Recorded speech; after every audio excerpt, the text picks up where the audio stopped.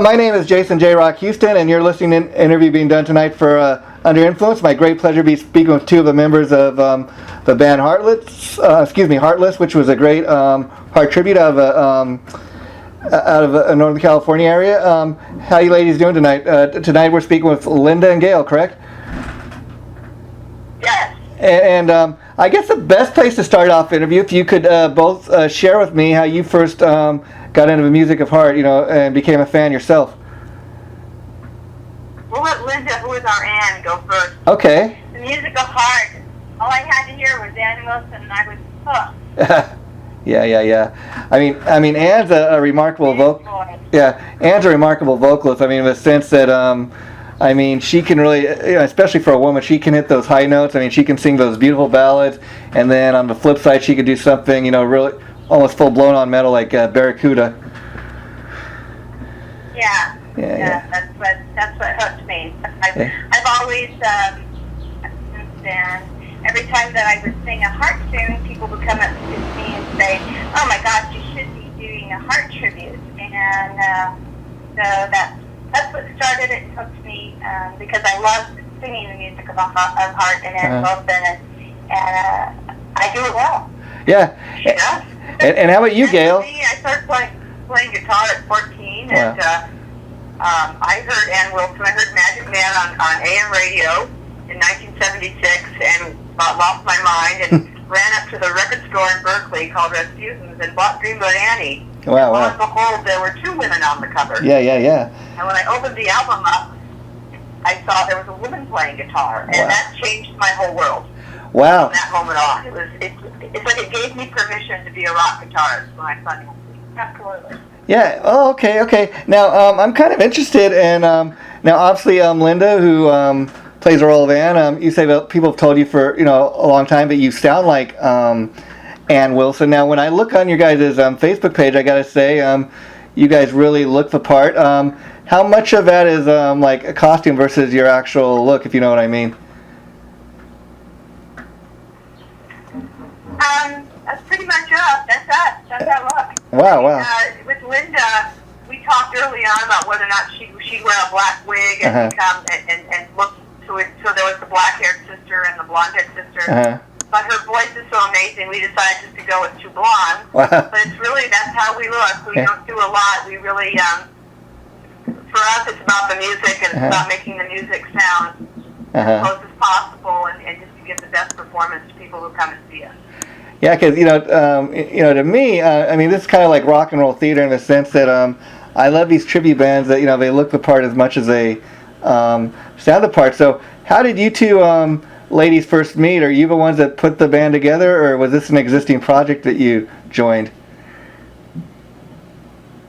Well, I'll just tell you that I heard about Linda Boudreau. I heard she really had a great voice, and I was playing in another tribute band, just a backup guitarist in a Fleetwood Mac tribute. Wow. And they were playing with Linda, the Heart band. Okay. And I saw her sing that night, and I was like, I want to play with this woman. And after the show, I gave her my card.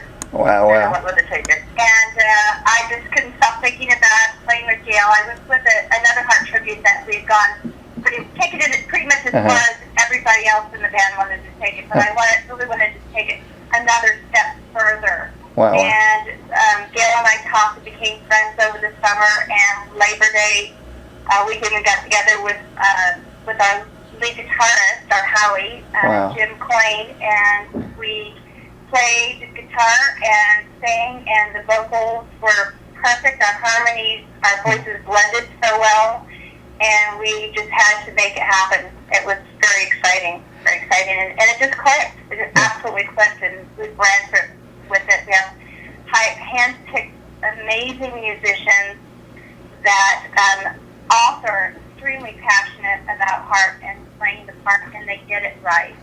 Wow. And so now let me ask you. Let me ask you. Now, you both mentioned that you were in other tribute bands before getting together and forming Heartless. Had either one of you tried to do your own original music before getting into the tribute scene?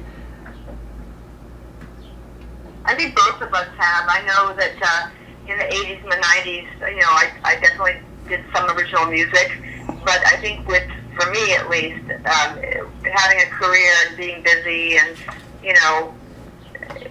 playing in a tribute gave me a chance to do something I'd never done. I mean, it's one thing to compose your own music and write your own parts, but when you tribute a band, you have to really learn someone else's style, and sometimes it's, for Nancy Wilson, that's not an easy style to emulate, and I really liked the challenge.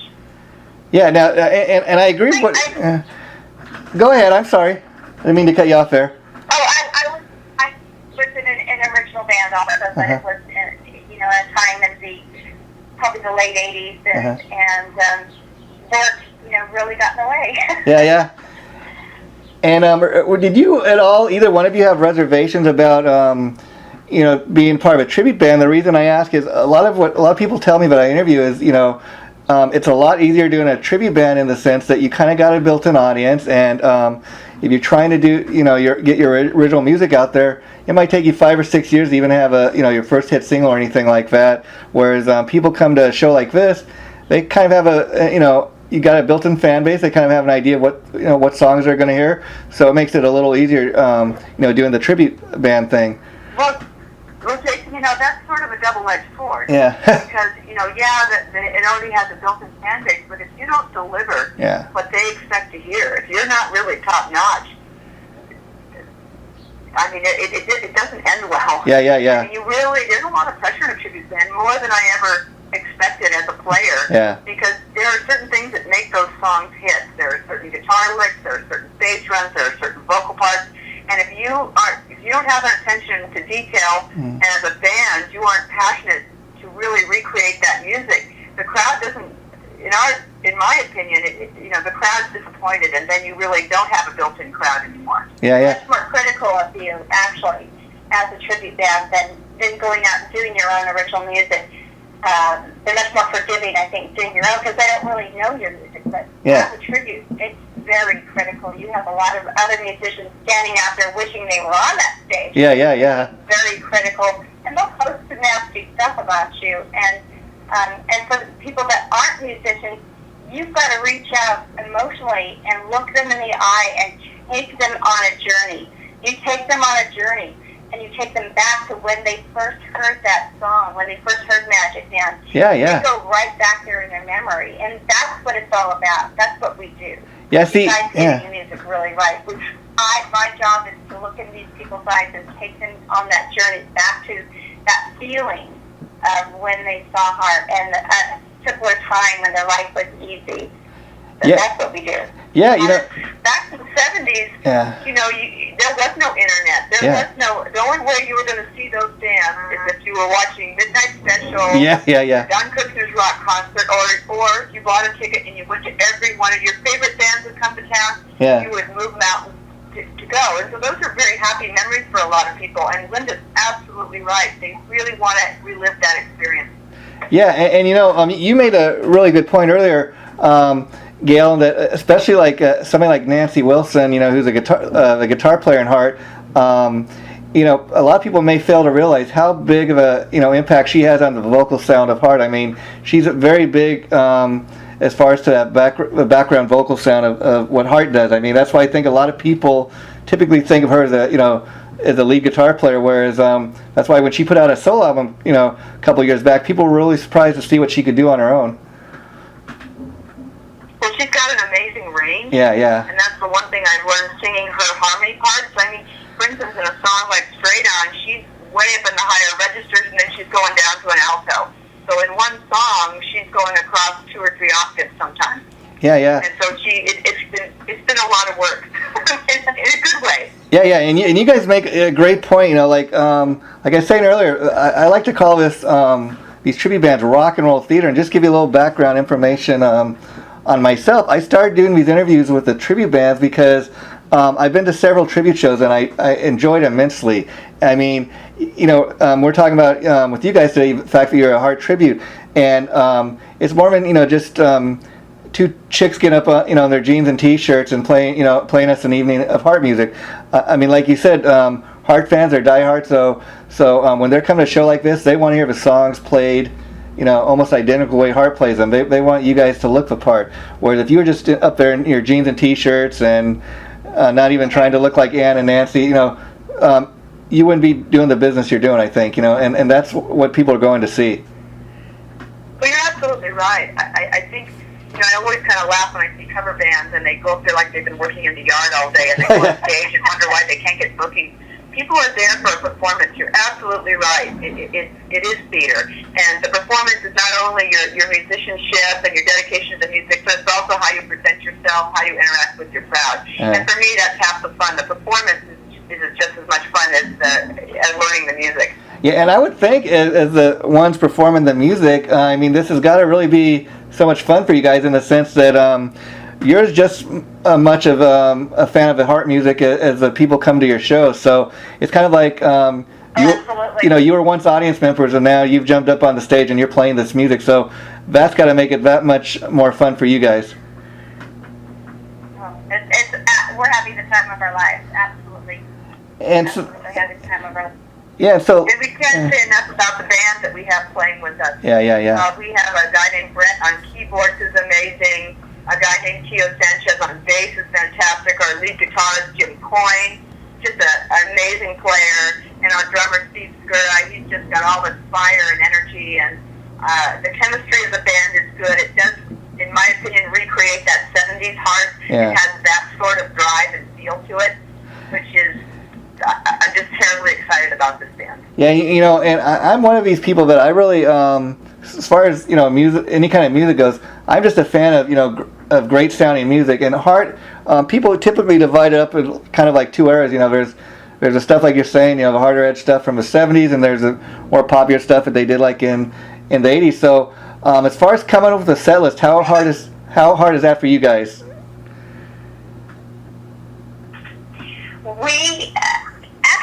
It was pretty easy. We went with the heavy hitters from every single album.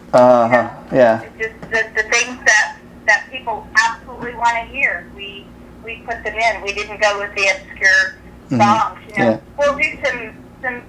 If we had to do an acoustic set at a theater, that we put in a few of the more obscure, just acoustic songs. But we go with the heavy hitters. We go with the ones that if you went to a concert, this is what you'd want to hear NASD do. That's what. And we went to concerts and we wrote down every song that they played. Yeah. We went to several concerts and listened to them and wrote down the songs that they played and tried to hit every one of them. But we stayed with the heavy hitters, the ones that people want to hear. And and what Linda says about taking people on a journey, that's what we're trying to do.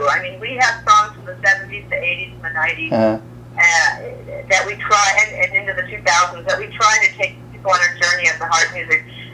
Do we tend to focus a bit on the hits of the 70s and 80s? Yeah, because that's when they were really big. When they're at their most iconic. Yeah. But even some of their later songs are beautiful, and we put them in just to give everybody a full experience. Yeah, and so they're just such an amazing band and amazing talent. And see, do you guys ever throw in tunes like off of maybe like something off of Jupiter's Darling or Frantic or any of the more recent stuff? We had not put in Jupiter's Darling or the Fanatic. We did a song off of Red Velvet Car. Okay. In fact, that's the one we chose was Red Velvet Car. But the one we're listening to off Fanatic that we would like to add is Dear Old America. Oh, okay. And that's one we like very much. Yeah, and as far as coming up with the set list, I think it makes what makes what you guys doing what's working is the fact that, like I said, you're Heart fans yourself, so and you've seen the band probably plenty of times in concert, so you kind of have an idea yourself. Well, like if I was to go to a Heart concert, this is the tunes I'd want to hear them play, and so it must be kind of easy coming up with a set list because of that. Because it's not just that we're just in this for money and we're gonna play just all the radio hits. You really have an idea yourself of what the audience wants to hear. In and of itself, Linda puts our set list together, and we defer to her because she's out there belting it out in the crowd. So we set it up so she's got time to kind of catch her breath, and But it's an art in and of itself because you have to keep the energy of the show flowing. Yeah. You can't you know, you want to start hard, you want to finish hard, you want to leave them wanting more. Yeah. So it takes some time. There's also guitar changes we need to consider. Sadly, I don't have a guitar tech like Nancy does. So, you know, there's change-ups that we have to do, and our lead guitarist plays several different guitars because of the nature of the songs and the you know, and the attack he needs to get on the guitar. So, you know, it's sort of an art, but usually our goal is to leave them wanting more. Yeah, well, that's great. And now you mentioned earlier that you had played an acoustic show. How much more work, or how different is that from doing you know, a typical show that you guys do? That's like taking your clothes off and standing up. Yeah. Totally. Yeah. It was a small dinner club, and I actually played mandolin too, so we added some mandolin. We did Sabla Evermore and some other things, and it was like being totally exposed. Yeah, I mean, in front of a room full of people.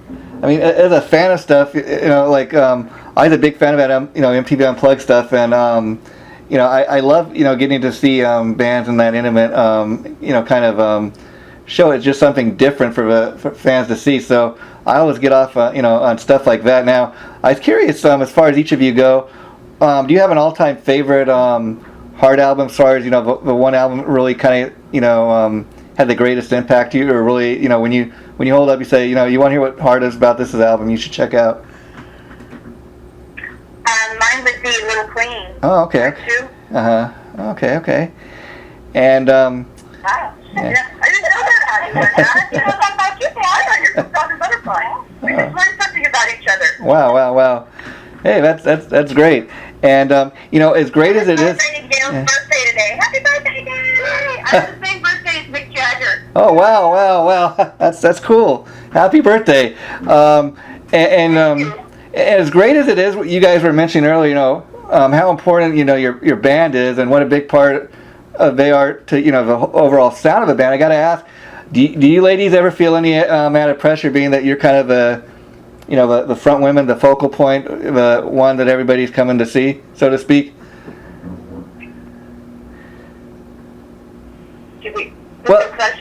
Well, I guess what I'm asking is, you know, even like if we're talking about Heart, most people when they go see Heart, you know, they automatically think of Ann and Nancy Wilson. So like if you go to a Heart show, those are the two members of the band people are typically watching. You know, do you feel any added pressure, being that, you know, you two are probably the two in the band that most people are watching up there on the stage? I think the added pressure kind of harkens back to what I was saying earlier about recreating the music. For instance, when we do Crazy on You, I play that Crazy on You intro, a little bit of Silver Wheels, and that iconic intro that she plays. Yeah. And sometimes there's a little pressure because, you know, that's such a signature of Nancy's. Yeah. And so to deliver that well, there's times I feel a little bit of pressure because I want people to be as excited about it as I am. But it doesn't keep me from wanting to perform. And also, too, kind of talking about our band, we have this fabulous band behind us. Yeah. It makes us stronger because they're all so good. Well, that's great. I always feel very supported. And when I step on that stage, I really do step into the personality of Anne. I become a diva. Off stage, I'm kind of shy, but on stage, I'm not. I mean, that's kind of your safety zone, so to speak. I mean, and I hear exactly what you ladies are saying, because I can tell you, like I said, I've been to several of these tribute shows, and I really enjoy going to them. And the thing I enjoy the most is I can give you a perfect example of what you're saying is there's this out in Los Angeles, where I'm from, there's this Guns N' Roses tribute called Hollywood Rose, and the singer, Hollywood Roses rather, and the singer, he looks dead on like Axl Rose from 1987. The rest of the band, they look like the parts they're playing.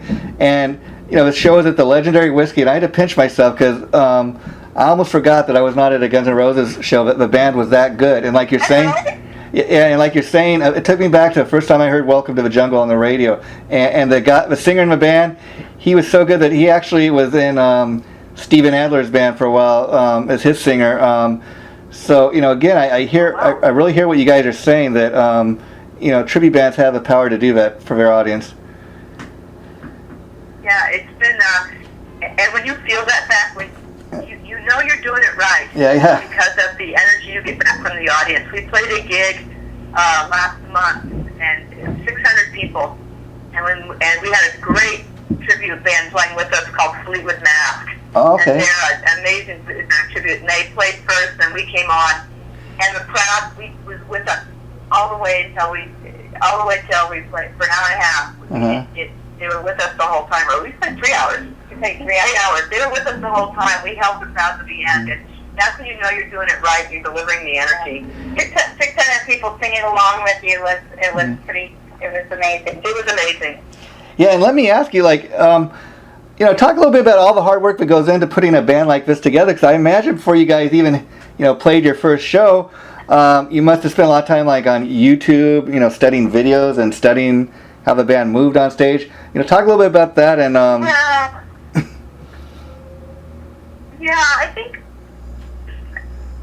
think Linda and I think we both loved Heart so long. Yeah. In the band that we've studied them for years. Yeah. So we definitely do. Like I do the kick that Nancy does at the beginning of Crazy on You. So you're right. There are certain things that you adopt, certain moves that we definitely do. We set up our stage the same way Heart sets up their stage. I mean, all that stagecraft is there. But it's not. It didn't take. I guess it didn't take a huge amount of work because I've been following this band for so long. Well, great. They're my family. Yeah, that's what I learned. That's how I learned to move on a stage with Switching Animals from the very beginning. And I was always at a concert, but so it was second nature for me. And so I was curious. After you guys found all the musicians for a band, how long were you in rehearsal mode until you actually played that first show? 6 months. About 6 months, yeah. And so, so after you played the first show, I mean, while you're up there on stage playing that first show, that must have been a great, feeling. But, what were the nerves like, or what was the immediate? I was triumphant. Yeah. It was we club, and it was a 3 tribute band lineup. We played with a Jimi Hendrix tribute and a Chili Peppers tribute. We were the first band. We had a 45-minute kind of balls to the wall set, and it just all came together. It felt so good. Wow. And so, how often do you guys play out typically? Do you play a couple times a month, or does it just kind of depend on, if the gigs are coming in? We try to keep it at about twice a month to keep balance in our lives. And so, I was curious because I would think, being a Heart tribute, that you guys could play with a lot of different types of bands. I mean, do you typically play with other tributes, I would imagine, or do you ever open? Yes. Oh, okay, yeah. We're playing with, we're doing our next gig is at the City Winery in Napa, at the old Opera House. In fact, Martha Davis and the Motels are playing there tomorrow. I would love to be there, but can't have work. But we're doing that show ourselves. The next show that we're doing is August 14th, and we're playing with 15th. We're playing at Jockey Hoodie's in Felton, and we're opening for a Neil Young tribute. Neil Young and Crazy Horse tribute. That's very good. Oh, wow, yeah. Called Pride of the Red Horse. Wow. And we really try to stick together with other tribute bands and support each other. There's a whole lot of tribute bands out there that we try to support each other and sort of pay it forward. So we're also picky about the tributes we play with, in the sense that there's a certain level of musicianship that we're aspiring to, and a certain level of performance. And so when we play with other bands, they have to be on the same page with us as far as that level of professionalism and bringing a really good show. Because booking agents, they're going to book you and they're going to take you on. You have to have the goods. And so, so there's quite a bit of a tribute scene there where you guys are in Northern California, huh? That's great to hear. Yeah, there is. I think there's in the whole between Sacramento and Bay Area, there's about 7 Journey tributes that I know of, and 407 AC/DC tributes. Wow. Yeah, it's interesting. We're the only ones in Northern California. Really Heart tribute in Northern California. Yeah, it's interesting you say that, because in doing these interviews, I have found, probably I would have to say probably the 3 most covered artists as far as tribute bands is AC/DC, Led Zeppelin, and probably Kiss. I think there's probably AC/DC though, and Led Zeppelin. I think there's more tributes to than anything. And the thing with like doing the AC/DC tribute is typically they either have they're doing like stuff from the Bon Scott era only. Or they got a guy doing Brian Johnson stuff. It's very rare that you see a guy doing covering both eras. And Led Zeppelin, Led Zeppelin, you got to really be good because those fans are, like you're saying, really diehard. So I think when you're doing a tribute, you also have to have a nice little niche. And I'm glad to hear there's not a lot of Heart tributes out there. At least in your area, they're starting to pop up. Well, Heart is hard to tribute because I think you touched on it earlier in the interview. Yeah. Is it it's not only the musicianship as far as being instrumentalists but it's also the vocals. The vocals are not easy because all the guys sing, especially in the original Heart lineup. Yeah. I mean, those are layered harmonies that they did. And both Ann and Nancy have these amazing ranges and, multifaceted voices. Yeah. And I think, I don't think it's an easy band to cover. Yeah. I'm not saying that just anybody can do Led Zeppelin or AC/DC. No. It's difficult to tribute things well. There's an airplane going over, sorry about that. Yeah. But Heart is not easy to tribute. Especially like, It's a lot of work. I practice every day to keep the chops tight. Yeah, and especially like we're saying, not just when you take into consideration that it's a female-fronted band, and I say that for all due respect, but I mean, most female singers do not have a range Ann Wilson has. I mean, they can, there's very few that can have that high of a range and then also sing beautiful ballads. So she's a very odd bird, so to speak, as far as what her ability as a singer. So Ann is soulful. Yeah. I mean, Ann has got this. Even in her high register, her voice is soulful and full, and Linda can do that. She has that soulful aspect to her singing. There's a lot of people who might have a range and they can hit all the notes, but it's that soulfulness, it's that depth of the voice, it's that roundness of the tone, like Ann Wilson gets. And Linda, that's why the first time I heard Linda Boudreau sing, is that she had that soulfulness. Yeah, and it's interesting to talk about Ann Wilson. When they played, I think it was the Kennedy Center a few years ago. They were playing some Led Zeppelin during that set, and I'd heard that Robert Plant was in the audience, and he was actually so moved by her performance of his songs that it brought him to tears. And he's not typically a really emotional guy, so that just goes to show you what a powerful singer this woman is. Yeah. That was a beautiful version that they did of that too. Well, Heart has always done Zeppelin songs. They usually close their concerts with cover tunes of Led Zeppelin. And so I would imagine that being the case. Do you guys ever throw a Zepp tune in your set every once in a while?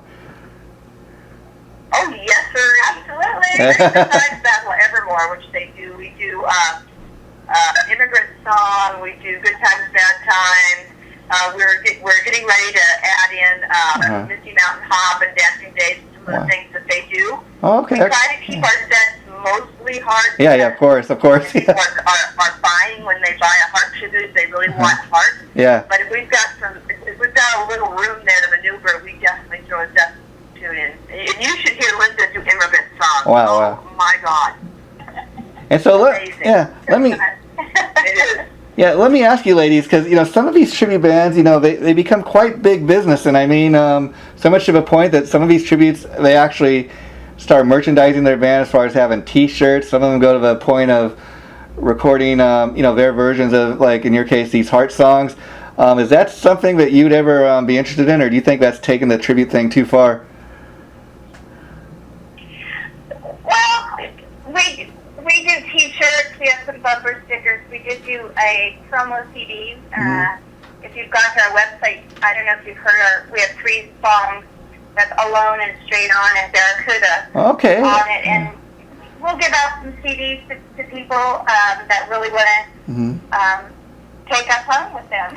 And, but we are very clear. Yeah. The very good perspective is that we did not write this music. Yeah. This is not our music per se. We are tributing them. We have the honor of tributing to fabulous musicians, Ann and Nancy Wilson, and the other members of Heart, Roger Fisher, Howard Leese, Michael DeRozier, Steve Fossen. I mean, these amazing musicians So we are very clear on whose music it is. We don't want to be Ann and Nancy. We think that's kind of creepy. Yeah. We just want to tribute the music and have a good time. Yeah. And like I said, we feel very honored that we get to do that. You know, we have the ability to do that. Yeah, you know, in all due respect. Take anything away from them. No. In all due respect, I respect exactly what you ladies are saying, but I do think it's cool that you got this heart tribute and that you'll give out these CDs at your show just so people can check out what you guys are about, or that you have T-shirts to promote the band. That's a cool thing to me, and I'm not trying to make anybody think that you're trying to you're trying to claim that you're Ann and Nancy Wilson. That's not what this is about. It's about you guys are Heart fans and you're paying tribute. I actually think it's a cool thing. Like I would like to go see a Heart tribute band and be able to buy a CD of them doing some of these songs at their merch booth or something, because to me that would say, okay, well, I came and checked this band out. I dig what they do. I support the band, and point out a CD of songs like that would show me, okay, this is this actual band doing these songs, covering these songs that they were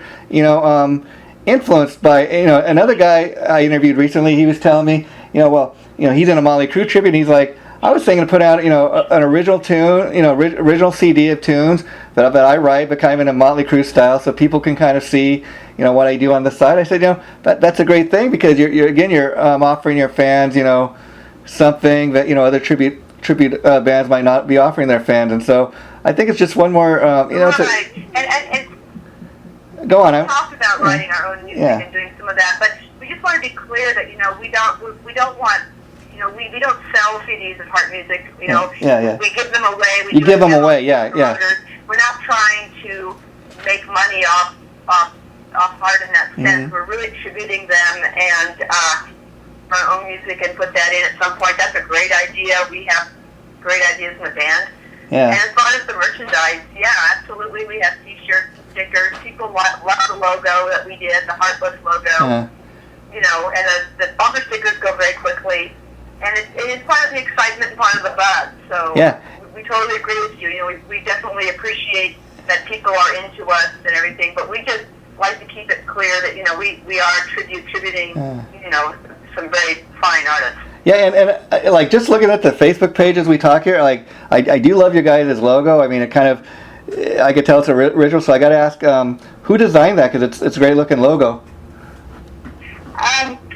I sketched it out, and I have a very good friend named Melanie Murphy, and she's a graphic artist, and she took my very, very rough sketch and turned it into this beautiful logo. Mm-hmm. And she also did some of our posters. She did our Dog and Butterfly style posters, and we have a Bad Animal style posters. She does the graphics for us. Yeah, and I really think it's a great thing if you get to that point, because it shows you how big the tribute scene has come. The fact that people would come and buy a Heartless T-shirt, because on the skin of when you kind of right on the scratch of a surface, you're thinking, wait, this is a tribute band. But I mean, you must be amazed when you go on your Facebook page every day and you see people leaving comments and emailing you guys, and that, hey, I seen you in concert. I love what you guys do. I mean, you're creating this little buzz about your own little band. That's got to be a great feeling. It is, definitely. And that's got to... Jim's story about being recognized. My guitar player, we were at dinner the other night having, and there was two ladies that were having a birthday party, and we were leaving, and she goes, hey, aren't you that guitar player? She goes, yeah, I'm the guitar player for Heartless. She goes, oh my gosh, you're all for seeing you. Wow. Well, I get recognized a lot where, different shows that I go to. They call me Heartless. Oh, you're Heartless. No, not really. Heartless. But I have a band called Heartless. Yeah, see that right there. I mean, a little rock star moment there, but that's great to know, because it speaks volumes to me about the talent of the band. It's not just that you're playing Heart songs, but it's the way you guys do it. But you're building that audience, and to me, that's the great thing about the tribute scene, that you could get enough of your own fan base just through playing the Heart music, and that's great to see. Mm-hmm. Yeah, and and I think it's I was talking to this other guy that he plays Sammy Hagar in this Van Halen tribute, and he was kind of asking people online, on his Facebook page, like, when you guys go to a tribute show, would you rather see like the band have photos of actual band or of actual tribute band members? And I would much rather, like, in a show like that, see the band up on stage playing the music, because to me it's a more accurate representation of what the fans are getting when they come to the shows. Yeah. And so I really dig what you guys. Yeah, exactly. I mean, that's what. Yeah. I think too. I think for me and Linda, we're pretty fearless about getting up on a stage in front of 600 people. I can do it in front of 30,000 and be fine. I mean, but I think for a lot of people, it's so exciting because they can't imagine doing that. Uh-huh. So when you could go up there and do that and entertain them, and then come off stage and talk to them and spend time with them, Mm-hmm. it means a lot. Yeah. It's something they can't imagine doing. Yeah, and that's. So it feels good to kind of give them their rock star moments too. Yeah, and that's why, like I was saying earlier, part of the reason I got into interviewing people like you playing the tribute bands is because I've been to so many of these tribute shows, and I really do enjoy it. And then on the flip side of that, there's a percentage of people out there that have this huge misconception. Musicians that play in tribute bands are failed musicians.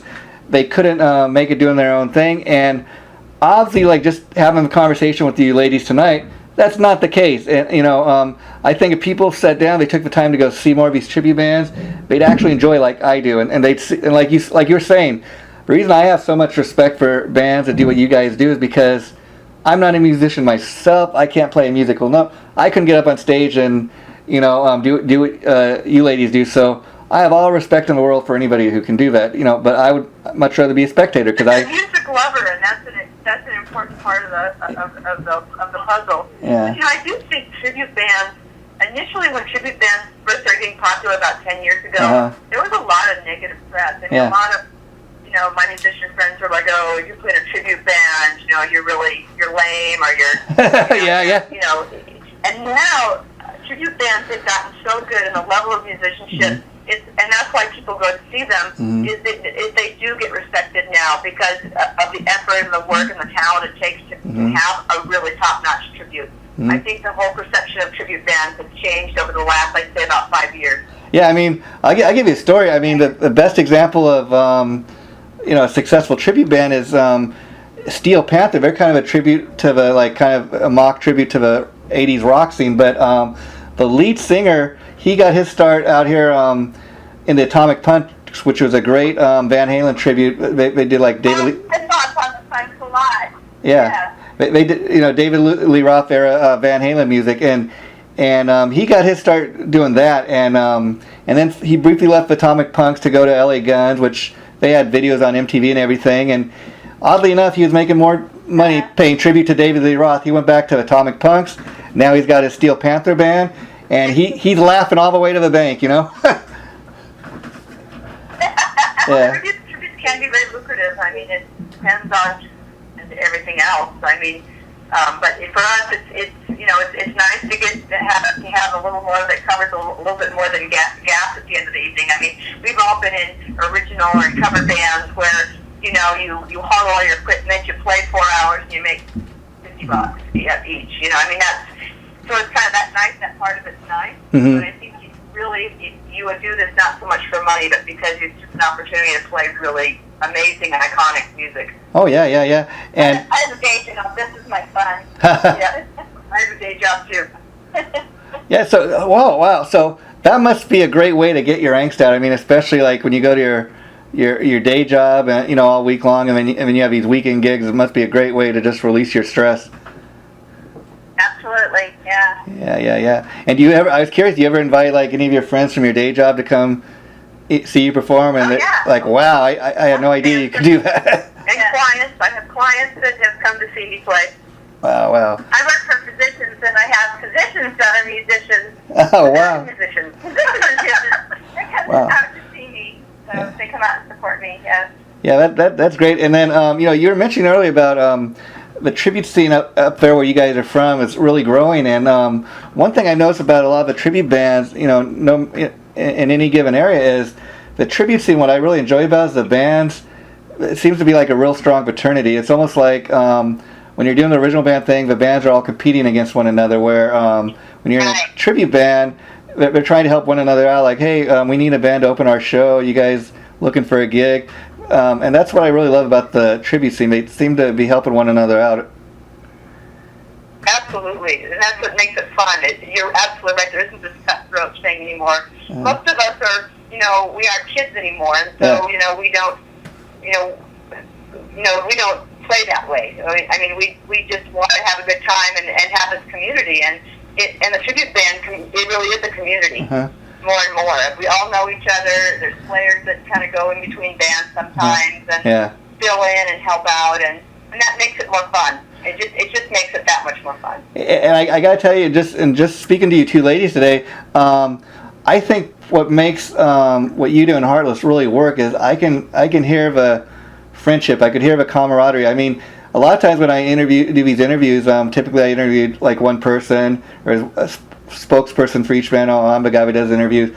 I love the fact when I do interviews like this, you get more than one person in the band, and that's a great feeling because you could hear that just shows you again the friendship, the kinship, and there's really love between the band members as opposed to just I'm the guy in charge, I do all the interviews, I tell everyone else what to do and say.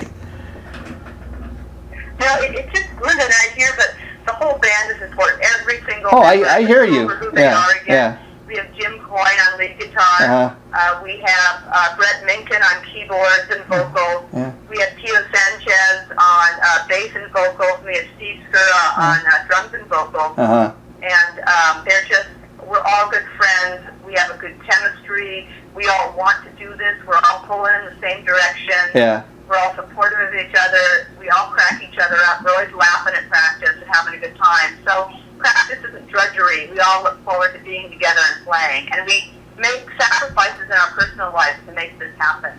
And it's because of that. It's because of that camaraderie and that desire to do it.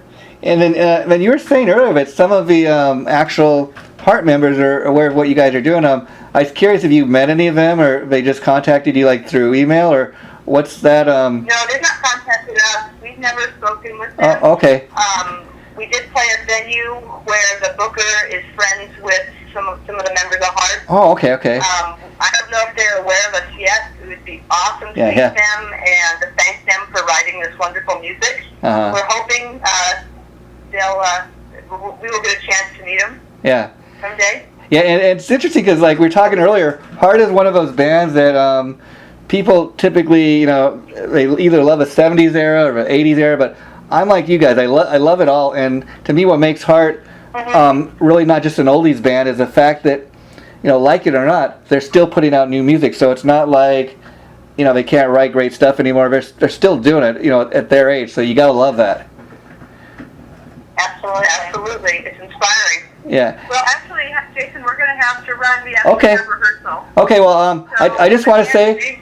The name of the band is Heartless, www.heartlesstributeband.com. And like us on Facebook. I will do that. And for the two of you go, I just want to thank you for taking time to do this. I really enjoyed talking to you. And the interview will probably be going up in a week or so. I'll let you know the minute it goes up so you guys can tell everybody about it. And I'd like to maybe do this again. We could talk more in detail about your favorite Heart albums like we were talking about earlier. But take care and thanks so much for doing this. That would be awesome. Okay, bye-bye. Yeah, and thank you for reaching out to us. I would love to do a follow-up with you at some point. Okay, yeah. Thank you again, Jason. Thank you. I'll be in touch. Thanks so much. Bye-bye.